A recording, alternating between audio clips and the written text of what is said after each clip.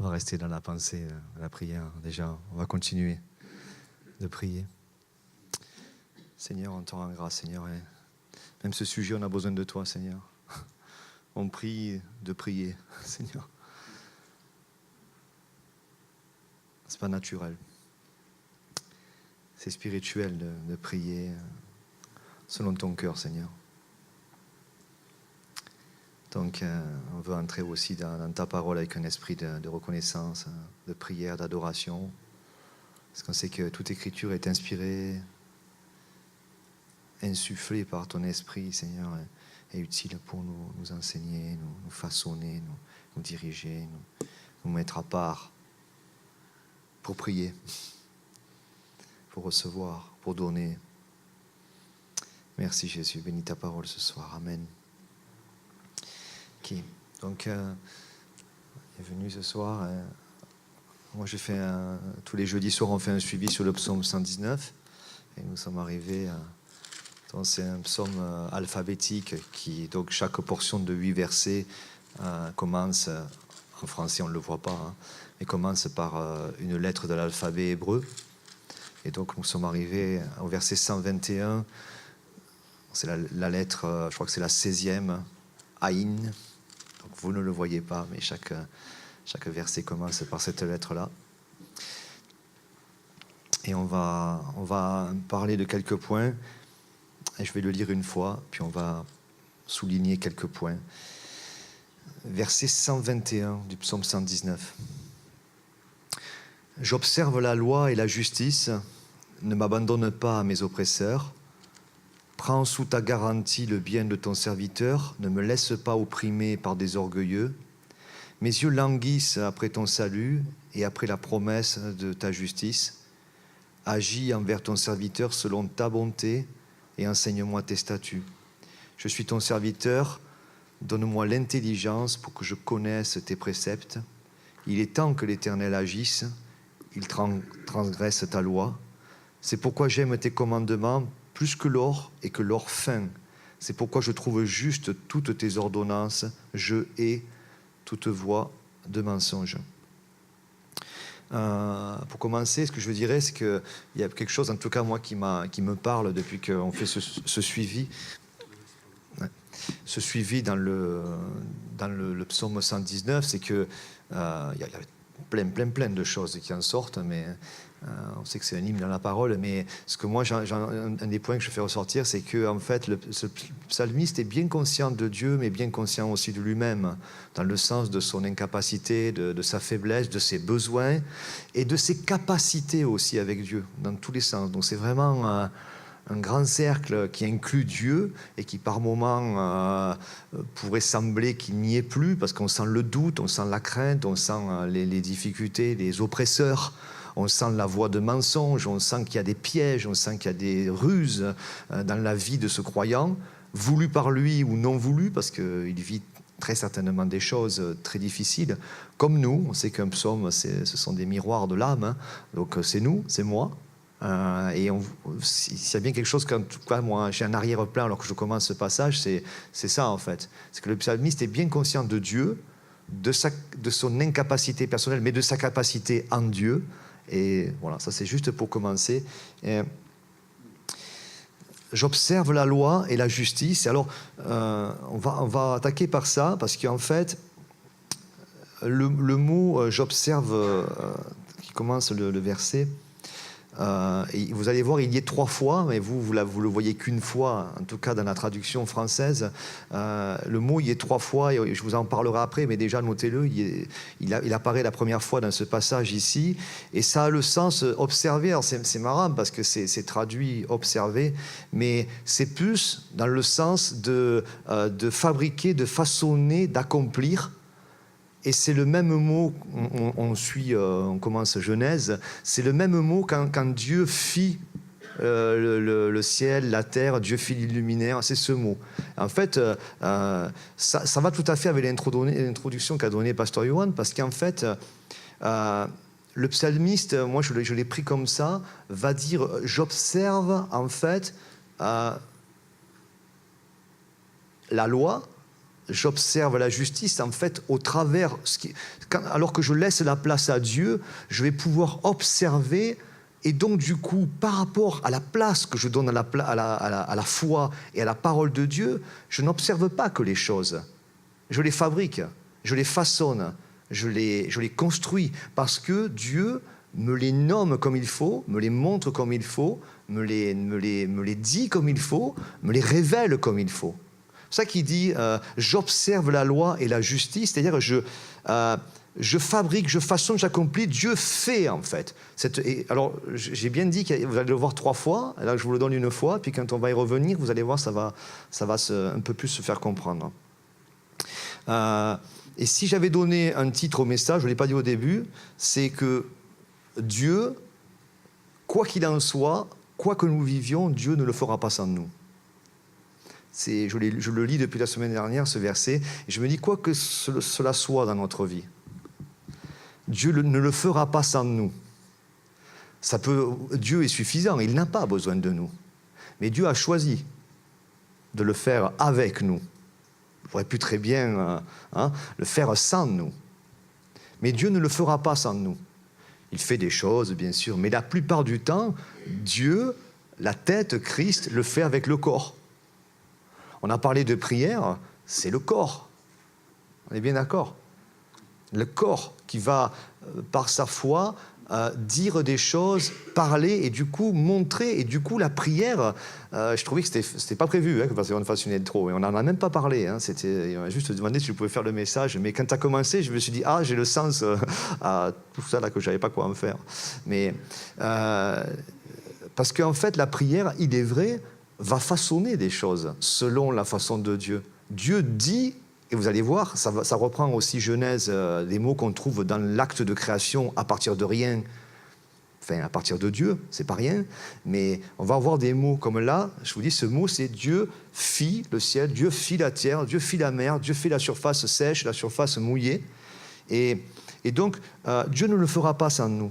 Et pour le croyant, il y a toujours 2 façons de faire, de voir, de parler. Vous le savez, selon lui, je peux parler selon moi, je peux voir selon moi, je peux agir selon moi, je peux me diriger selon moi, vous le savez, ou selon Dieu. On est d'accord avec ça. Et c'est intéressant parce que tu as parlé du tabernacle aussi et du lieu saint. Juste avant ça, on avait fait les jeudis sur Frontignan, enfin le secteur, on avait fait aussi le propitiatoire. Et on voit que dans cette rencontre, souvent, Dieu, je me rencontrerai, mais c'est nous en fait. C'est nous qui sommes attendus dans ce lieu de calme, d'obscurité. C'est nous. Dieu se rencontre, c'est nous. Le temple, il est où? Il est là. Le temple, il est là. La rencontre, c'est nous qui décidons de laisser Dieu. Voyez, Dieu ne le fera pas sans nous. Évidemment que c'est lui qui fait tout. Ça, c'est clair. Mais il a décidé de le faire en nous, au travers de nous et pour vous. Donc, en fait, je fais, mais encore une fois, je vais beaucoup faire d'allusion au culte au pluriel des dimanches là, sur la création et sur Genèse. Je fais, je parle, j'agis, mais avec quelle matière première, voyez? Avec quelle matière première? C'est pour ça qu'il dit « J'observe la loi et la justice ». Mais de quelle loi il s'agit? De quelle justice il s'agit? La loi, c'est la parole, c'est les textes, c'est la Bible, c'est Jésus-Christ. Et la justice, c'est la justice qui a été mise sur notre compte grâce à l'œuvre accomplie par Jésus-Christ. C'est ça qui permet de bien fabriquer à partir d'une matière première et qui est la bonne matière. Je vais avancer, vous allez voir, ça va prendre... Vous connaissez très bien Philippiens 4,13. « Je puis tout par celui qui me fortifie ». Dieu ne le fera pas sans moi. Je puis tout par celui qui me fortifie, mais, vous voyez, moi, vous savez comme je suis, j'aime bien m'imaginer des petites choses, là, des petites scénettes. Je prie Dieu, et j'avais cette image que Dieu, je dis, je sais pas, Seigneur, est-ce que je te prie pour tel sujet, et que Dieu me réponde, ok, on y va? Non, je te prie. Nous, on voudrait prier Et en fait, c'est comme si on prie Dieu, on lui met une lettre, et en fait, nous, on fait autre chose. On passe à autre chose, et quand souvent, on aurait un petit peu cette conscience on se dirait « Ah, mais moi, j'ai prié. » C'est bien. Et Dieu me dit « Mais tu as prié, je me rencontre avec toi, on y va. » On prend des décisions ensemble. On met la parole de Dieu devant. On prend des défis. On demande de conseils. Je ne sais pas, on prend un pas de foi. On prend des décisions spirituelles. C'est pour ça que tu as prié, non? Mais moi, j'aurais tendance, des fois, je prie, et presque je ne suis plus participant, alors que Dieu nous dit qu'on est participant de la nature divine. Donc je prie parce que je veux bien sûr que Dieu, au travers de moi, fasse la chose. Mais je dis bien, ça sera au travers de moi, avec moi. Ne m'abandonne pas à mes oppresseurs. Abandonner, c'est rigolo parce que c'est laisser se reposer dans un état et dans un lieu. S'il te plaît, Seigneur, ne me laisse pas me reposer dans un état et dans un lieu. Il y a un mauvais repos. Ça, ce n'est pas le repos de la foi. Le psalmiste, il est bien conscient, ne m'abandonne pas à mes oppresseurs, c'est la fraude. Les oppresseurs, c'est la fraude, être exploité et être chargé. Ne me laisse pas opprimer par des orgueilleux. Ne me laisse pas opprimer par ceux qui veut s'élever au-dessus de Dieu. Et ça, c'est la prière, un bout de prière du psalmiste, de dire « Ne me laisse pas, s'il te plaît, ne me laisse pas reposer là. » À la fin, il parlera d'un sentier qui n'est pas un bon sentier, mais ne me laisse surtout pas reposer là. D'où, Seigneur, je te prie, et Dieu dit « On y va. » On entre dans le chemin que je vais faire, que tes yeux n'ont pas vu, que tes oreilles n'ont pas entendu, etc. Bien sûr, ça ne va pas être comme tu le penses, mais tu m'as associé à ça. Donc, je vais te montrer. Mais ma prière, c'est Seigneur, ne me laisse pas me reposer là. Mais là, c'est vraiment le repos, la poussière qui tombe, vous voyez, qui se dépose. Et les oppresseurs, c'est tout ce qui est faux. Tout ce dont je me laisse abuser moi-même par de faux raisonnements, dont je me convainc moi-même, mon identité, mes échecs, des choses qui peut-être, mais qui sont peut-être vraies dans un certain royaume, mais pas quand j'observe la loi et la justice de Dieu. Mon identité, elle est en Christ. Peut-être que mon expérience, elle montre des choses qui sont vraiment des choses réelles de ma vie de Georges. Vous voyez, passé. Je dis, ne me laisse pas là-dedans. Ne me laisse pas me reposer là-dedans. Et Dieu est fidèle à ces prières-là. Puis derrière, il dit, prends sous ta garantie le bien de ton serviteur. Hey, Dieu se porte caution. Dieu se porte caution pour nous. Il répond de moi. Et ça parle d'alliance. On est dans une alliance. Depuis que vous avez accepté Christ, si vous avez accepté Christ, il y a une alliance qui a été faite entre Dieu et vous. Il répond de moi. Et prends sous ta garantie le bien. Dieu vit cela et il dit que c'était bien. Création en Genèse. Dieu regarda et il vit que c'était bien. Mais je peux vous assurer, Dieu vous regarde, il voit Christ en vous, l'espérance de la gloire, et il dit, ça c'est bon. Ça c'est bon. Moi, mon être intérieur dit, c'est pas bon. Je te dis, ça c'est bon. Ça c'est bon. Laisse-moi fabriquer, laisse-moi observer, laisse-moi conduire, laisse-moi faire ça. Parce que prends sous ta garantie le bien de ton serviteur, le bien que tu as déposé à moi. Dieu vit que cela était bon. C'est le même mot qu'en Genèse. Dieu crée. J'ai bien aimé, je ne sais pas si dimanche ou dimanche d'avant, que ça m'a flashé. Quand on dit le mot bara, là, Dieu crée à partir de rien. Moi, j'ai entendu, en fait, non, Dieu ne crée pas à partir de rien. Il crée à partir de lui.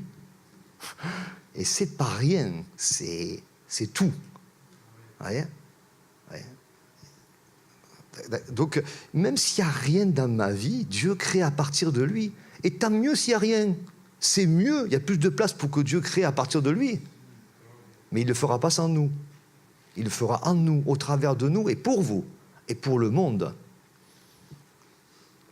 Mes yeux languissent après ton salut, c'est le mot délivrance, victoire. Hein. Le salut, ce n'est pas que le salut pour entrer dans le ciel, bien sûr c'est ça, mais ça parle aussi de victoire et de délivrance, parce que j'ai besoin de victoire dans les jours qui suivent, j'ai besoin de délivrance, j'ai besoin d'être délivré.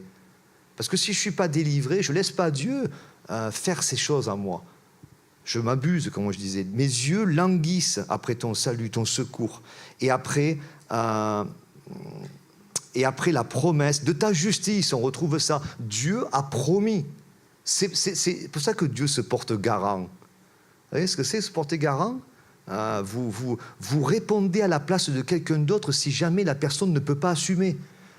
Par exemple, vous devez prendre un crédit, un loyer, vous n'êtes pas assez solide en termes bancaires et financiers, un parent, un ami, un frère se porte garant. Si demain il y a un pépin, c'est lui qui paye. Dieu se porte garant. Il y a un pépin, c'est lui qui assume. Waouh! Et c'est vrai. Christ assume, il intercède, il est là, omniprésent, omniprésent. Dieu se porte garant. Mes yeux languissent après ton salut et après la promesse de ta justice, les promesses que Dieu a déposées en moi. Et comme on l'a dit, ces promesses, vous le lisez en 2 Pierre 1,4, les promesses de Dieu nous rendent participants de la nature divine. Participants de la nature divine. C'est pas je prie, c'est pas j'en parle à Dieu, et puis j'attends que Dieu le fasse et qu'il me tienne au courant pour que je puisse venir chercher ce qui a été fait. Dieu me dit non, on y va. Même tiens, vas-y toi. Vas-y. La deuxième fois que le mot arrive, je vous en avais parlé, 24, agis envers ton serviteur. C'est le même qu'au début. Là où il y a écrit « j'observe la loi », c'est « j'agis dans la loi ». Observe, agis envers ton serviteur selon ta bonté. Donc c'est le même mot qu'on avait au début, c'est je fabrique, je façonne, j'accomplis. Donc là, il demande à Dieu agis envers ton serviteur selon ta bonté. C'est le même mot qu'au début, j'observe. Et enseigne-moi tes statuts.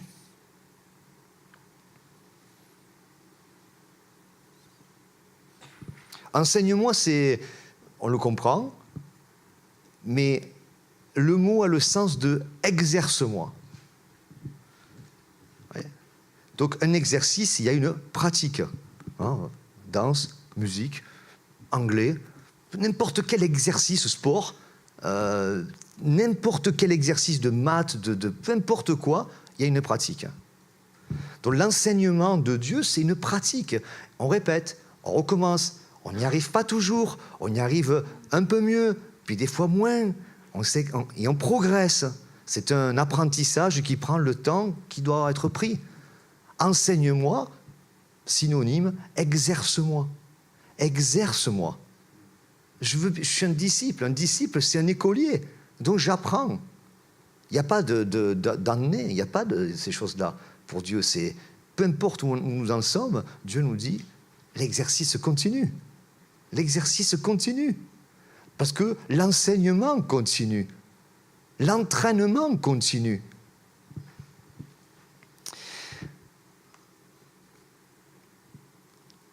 C'est un peu comme l'apprentissage d'un enfant, on a dit. Dieu va plus souvent, je pense, Dieu va créer en nous une capacité. Pour créer une capacité, ça va toujours passer par un processus de transformation, de sanctification. Plus que de répondre, vous le savez ça, mais combien on a besoin de se le rappeler? Combien j'ai besoin de me le rappeler? Je demande à Dieu quelque chose, et Dieu le fait. Et la plupart, vous devez dire, ah bon, moi je demande des choses, il ne le fait pas. Moi je vous dis, est-ce que vous en êtes sûr que ça ne prend pas 2 ans? Si vous voulez jouer de la batterie, de la guitare, ben, vous allez voir un prof, il va sûrement te dire, on va y arriver. Hein. Il va falloir pratiquer. Alors on le comprend pour le sport, pour la musique, pour, je sais moi, n'importe quelle science. On le comprend qu'il faudra pratiquer, qu'il faut de la patience, qu'il faut de l'exercice, qu'il faut de la confiance, qu'il faut des maîtres. On le comprend. On sait même qu'il y a un effort. Mais avec Dieu, on a un peu plus de mal. Et pourtant, c'est bien plus agréable en vérité. Parce que la pratique de quelque chose, c'est génial, ça épanouit tout ça, mais ça ne transforme pas l'identité, ça ne transforme pas à l'image de Dieu, ça ne nous amène pas dans des choses extraordinaires qu'on fera grâce à lui. Et pourtant, c'est le même travail que Dieu fait, et bien sûr, dans une profondeur et qui vient de notre royaume. Donc, comme un enfant, viendra un temps, rapidement, quand un enfant grandit, on lui a expliqué des choses. Maintenant, il va commencer à les pratiquer. Vous voyez? Et Dieu, pareil. Dire, on demande quelque chose, Dieu dit, on va le pratiquer ensemble. Tu vas le pratiquer. Tu me le demandes. Vas-y, faisons-le ensemble. Vas-y, fais-le. Je te regarde, je t'accompagne, je te relève si tu tombes, je corrige, je t'améliore. Je fais tout ça, nous dit Dieu. Je te garantis, je me porte garant sur ta vie.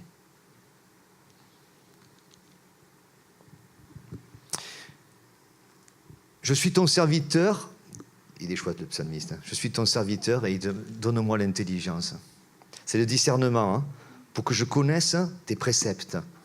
Pour que je connaisse tes préceptes. Et ça parle de témoins, vous savez, de repères dans nos vies. Vous allez voir, ça va revenir aussi à la fin. Ça parle de repères. Seigneur, je suis ton serviteur, c'est-à-dire je suis désireux, ça parle de même le diaconat, hein, le service. On va sûrement aborder, enfin, c'est pasteur Michel Texier qui nous donnera ça, sur l'ecclésiologie pratique bientôt en vidéo. Je fais la com pour l'Institut. Mais le diaconat, ce n'est pas qu'un ministère des diacres, c'est le corps qui sert. Donc, et le psalmiste est tellement rempli là. Donne-moi, je suis ton serviteur, donc je suis ton esclave aussi. Ça peut vouloir dire ça aussi dans le Nouveau Testament. Cet esclave attaché à Christ. Donne-moi le discernement pour que je connaisse tes préceptes, pour que je puisse voir les repères. Vous allez voir, ça va aussi s'améliorer dans la compréhension jusqu'à la fin. Là. Seigneur, j'ai une prière. Je suis ton serviteur, donne-moi l'intelligence, mais autre traduction, donne-moi le discernement pour que quand je regarde, j'ai cette capacité de fabriquer parce que je te laisse faire. Hop, je vois ça. Les yeux du monde voient quelque chose, mais moi je vois autre chose. Parce que toi, tu vois autre chose. J'entends quelque chose, les gens viendront, ils n'entendent pas, mais moi j'entends parce que je te laisse fabriquer ce que toi, tu veux à partir de rien, mais à partir de toi, me faire entendre. C'est ça l'œuvre de Dieu en nous. Ça, Christ en vous, l'espérance de la gloire. Et je suis ton serviteur, donne-moi ces repères. Vous savez, des témoins, c'est-à-dire vous avez des points là, qui s'allument, là, comme un avion, un hélicoptère va voir des points rouges qui clignotent à des endroits. Pourquoi? Parce qu'il doit éviter des endroits où il doit repérer l'endroit où l'avion doit se poser parce qu'il fait un temps de brouillard ou la nuit pour voir la piste. C'est ça aussi les témoins. Donne-moi l'intelligence pour que je voie les témoins, pour pas que je m'égare. On va y arriver. Et derrière, il dit, il est temps que l'Éternel agisse, il transgresse ta loi. Il est temps que l'Éternel agisse au travers de moi, à moi. Parce qu'il transgresse la loi, ça peut parler aussi de nous. Hein. Nous, quand on veut le faire à notre façon. Transgresser la loi, ça veut dire faire échouer, faire interrompre, rendre non effectif. Oui, je l'observe chez les autres. Je peux l'observer, mais moi, je prie pour le discernement, non pas pour voir qu'eux, ils transgressent la loi, mais pour voir les témoins que tu as mis dans ma vie. Et c'est eux, parce que des fois on prend du temps à essayer de réparer, à dire « Ah oui, mais tu comprends, je ne fais pas ça avec Dieu parce que... » Je dis « Mais attends, demande-moi l'intelligence, pas pour discerner ce qui est mauvais, pour discerner ce qui est bon. » Parce que nous, on prie souvent « Seigneur, délivre-moi de ça, délivre-moi de ça. » Mais Dieu dit « Ok, alors, donc fais ça. Suis ce témoin-là, suis ces gens-là, suis le corps de Christ, suis le pupitre, suis ce qui a été dit dimanche, reprends tes notes. » Ça, c'est les témoins. Nous, on passe plus de temps à dire ce qui ne va pas. Alors, on est français. Hein, ce qui ne va pas, si la liste est au travail. Et alors, oui, c'est pas que c'est faux. Je dis, c'est pas ça les témoins. C'est pas ça les bons témoins. Ceux-là, ils transgressent la loi. Et si tu te concentres là-dessus, tu vas échouer, tu vas perdre ton temps et tu vas te plaindre et tu vas tourner en rond. J'ai mis des témoins. Si tu me demandes de l'intelligence, le discernement, c'est ça que je te montrerai. Sinon, ce n'est pas un discernement qui vient de Dieu. Et on arrive à la fin, et là, le psalmiste, en 127, dit « C'est pourquoi j'aime tes commandements. » Plus que l'or.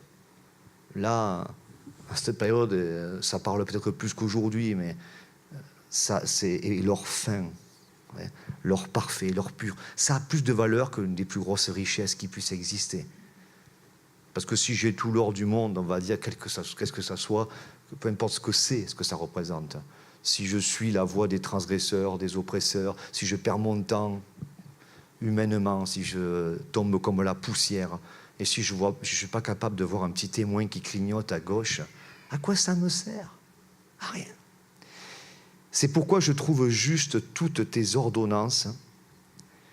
Je hais toute voie de mensonge. Et on terminera avec ça. Le mensonge, c'est faux témoignage, faux témoin. Tiens donc. Il hait ça. C'est faux témoin, ce faux témoin de la critique. Je m'occupe du temps sur ça. Je passe du temps sur un truc réel, mais qui est négatif. C'est un faux témoin. Je hais tout faux témoin, toute voix de mensonge. Ça, ce n'est pas des clignotants de Dieu dans ma vie. D'ailleurs, souvent, dans nos vies, ça ne clignote pas, hein, ça reste allumé. Un témoin, c'est beaucoup plus discret, vous voyez. Tchac, tchac, tchac, tchac, c'est tout. Et nous, c'est une grosse lumière, là, tu vois. Et à chaque fois, alors des fois, on le dit, on ose même le dire entre nous, mais des fois, c'est à nous-mêmes, déjà, on se dit, il y a un sujet, je veux bien, mais tu as vu cette lumière? Donne-moi le discernement pour... Et ça, c'est les derniers points. C'est pourquoi je trouve juste toutes tes ordonnances. Je hais toute voie de mensonge. Voie de mensonge, bon, c'est un chemin. Ça peut parler de sentier. Et je trouvais ça intéressant. Un sentier, c'est un chemin de vie. On comprend bien. Hein, la voie, c'est le chemin de ma vie. D'accord? Et un sentier dans une campagne, c'est à la base un endroit où il n'y a pas de chemin. D'accord? Donc les animaux passent, les êtres humains passent, ça commence à faire un peu des traces, et petit à petit, ça trace une route. Qu'à force de passage, les circonstances, la vie, les gens ont tracé. Je hais toutes ces voies-là que tout le monde, ce monde utilise, ont tracé par des passages, des repassages et des repassages. Moi, je ne veux pas aller là-dedans. Je ne veux pas suivre ce que tout le monde suit. Et qu'à force, là où Dieu n'avait pas fait de chemin, un chemin s'est tracé qui n'est pas un chemin de Dieu. Moi, c'est mon interprétation pour aller dans le sens du message de ce soir. Mais ce chemin qui n'est pas tracé par Dieu, à force, ça fait des faux témoins. Et je suis. Par où on passe? Par là. Pourquoi? Je ne sais pas. Et Dieu dit, tac, tac, tac. Seigneur, donne-moi de l'intelligence, du discernement. Parce que là, il y a un chemin qui s'est fait dans ma vie, un chemin qui s'est fait, parce qu'à force d'y passer, à force de suivre lui, elle, à force d'avoir suivi ses émotions, ses pensées, cette expérience, à force d'y être passé 60 000 fois par ce chemin, j'ai fait un chemin. Mais c'est Dieu qui fait un chemin. C'est pas moi qui fais un chemin.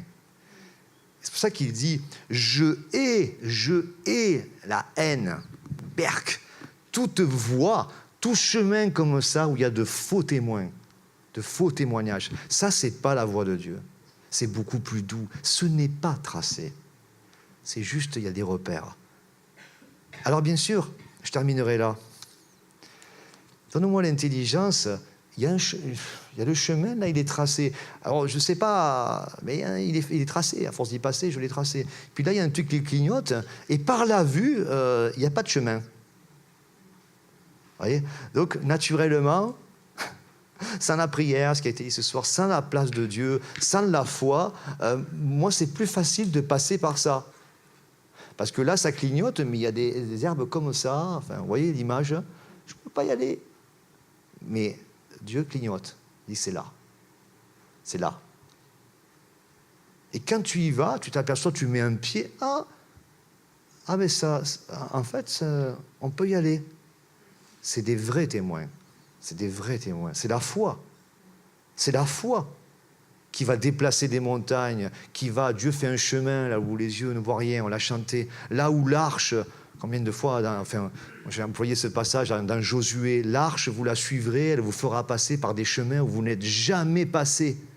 Vous savez, évidemment, ça ne semble pas ouvert, mais Dieu me dit c'est par là, c'est par là. J'aime beaucoup la pensée du psalmiste, de défier comme ça, de nous faire réfléchir qu'il ne le fera pas sans nous. Il ne le fera pas sans nous.